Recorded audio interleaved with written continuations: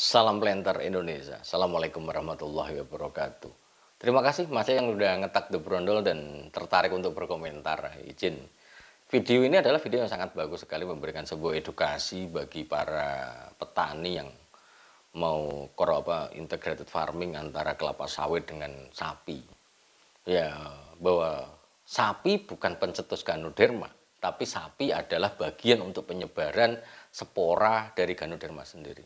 Sehingga ketika kita budidaya sapi, kemudian sapinya tidak dikandangkan, maka apakah dia menyebabkan Ganoderma? Jawabannya tidak. Selama belum ada infeksi Ganoderma pada satu individu tanaman, maka sapi tidak akan menyebabkan hal itu.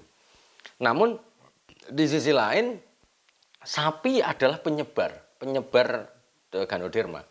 Bahwa Ganoderma ini adalah disebabkan oleh Ganoderma boninensis ini yang nanti akan menghasilkan spora. Jamur akan menghasilkan spora, dan ini akan ketika ditapak-tapak oleh sapi, maka penyebaran di lahan kita akan luar biasa cepat. Ingat bahwa Ganoderma ini adalah salah satu penyakit pada tanaman kelapa sawit yang sampai dengan hari ini belum ada obat yang cespleng, tidak ada. Tidak ada. Artinya bahwa ketika dia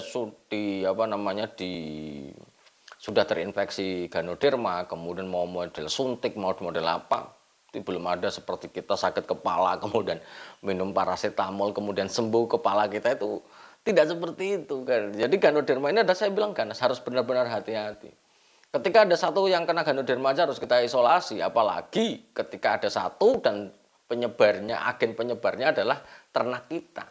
Itu banyak orang berpikir bahwa ketika kita berbudidaya sapi akan menghasilkan bahan organik yang cukup besar dari kotoran sapinya, kemudian akan mendapatkan unsur yang hara yang banyak dari urin sapinya, itu adalah benar.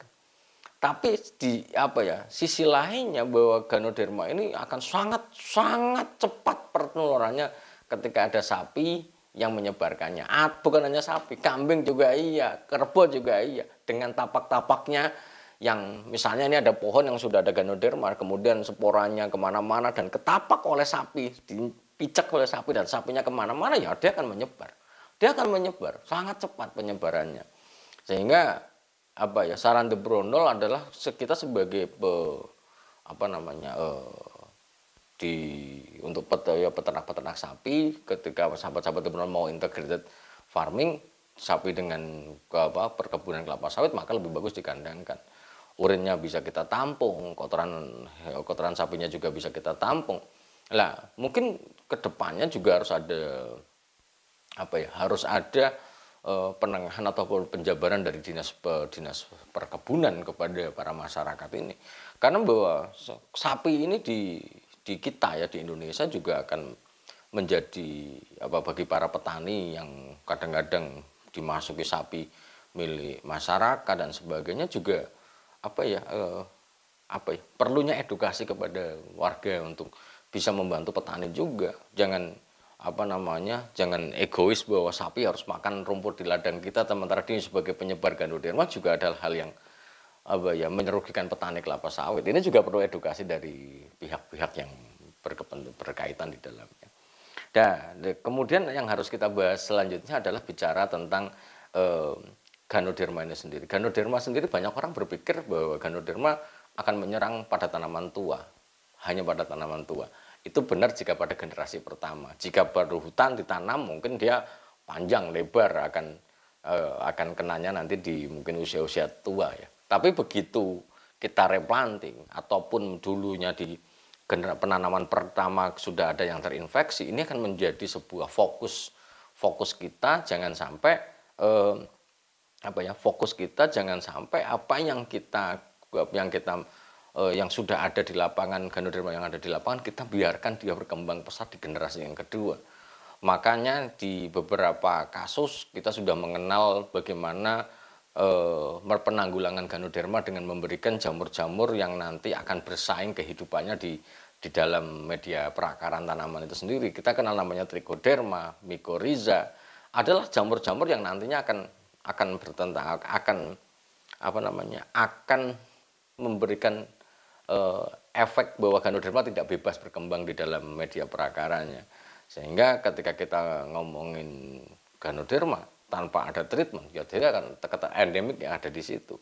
Artinya Ganoderma bisa melewat spora, kemudian intersepsi akar kelapa sawit yang tanaman akar kelapa sawit di mana Ganoderma sudah menginfeksi, dia begitu dia merambat juga akan berkembang ke kanan dan kiri, ke depan dan belakang, itu akan mungkin terjadi.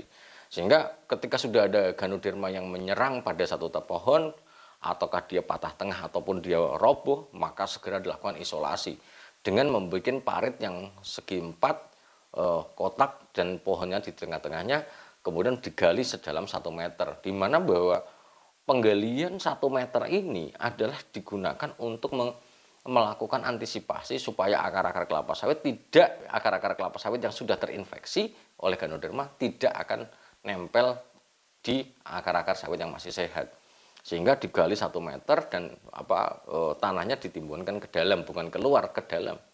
Jadi kayak semacam digunduki bagi tanaman kelapa sawit yang sudah kena Ganoderma.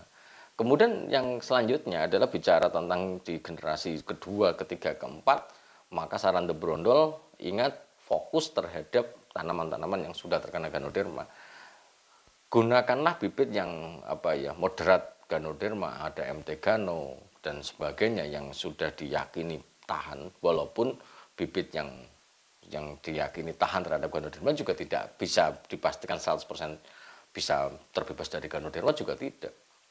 Namun pada generasi kedua harus ada treatment mycorrhiza ataupun trichoderma mulai dari pembibitannya, sehingga dia sudah terinokulasi di dalam bibit adalah di media perakaranya sudah tumbuh trichoderma ataupun mycorrhiza yang nanti akan bersaing di lapangan menghadapi Ganoderma itu sendiri.